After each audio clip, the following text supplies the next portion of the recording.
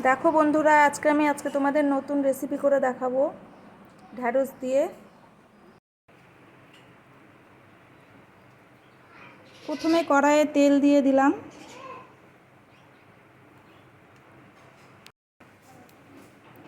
তারপরে দিয়ে দেবো কেটে রাখা ঢ্যাঁড়স।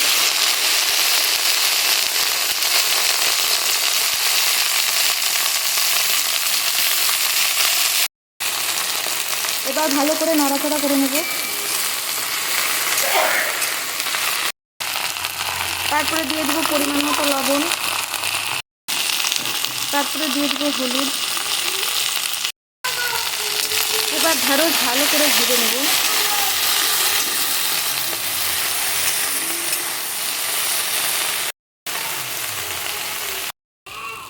দেখো ঢ্যাঁড়স ভাজা হয়ে গেছে, এবার আমি নামিয়ে নেব।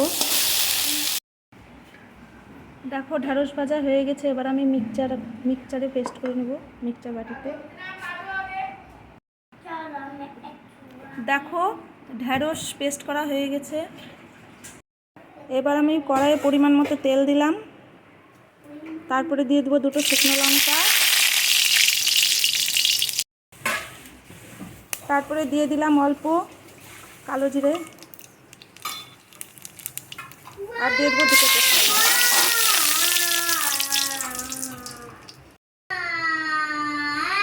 তারপরে দিয়ে দেবো পেঁয়াজ, কাঁচা লঙ্কা, রসুন।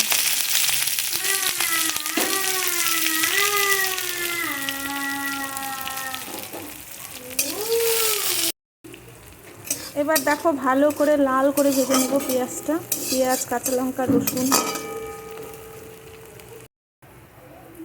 এবার আমি অল্প হলুদ দিয়ে দেব, আমি লবণ আর দিব না, আমি ভাজার সময় লবণ দিয়ে দিয়েছিলাম।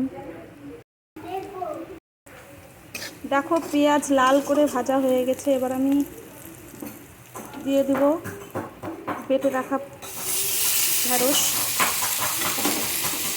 ঢ্যাঁড়স দিয়ে ভালো করে কষে নেব।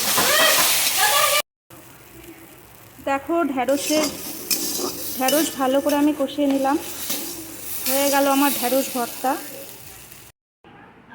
দেখো হয়ে গেল ঢ্যাঁড়স ভর্তা। তোমরা এইভাবে করে দেখো, খেতে খুব ভালো লাগে। যদি রান্না ভালো লেগে থাকে তাহলে লাইক, কমেন্ট, শেয়ার করো আর আমার পাশে থেকো।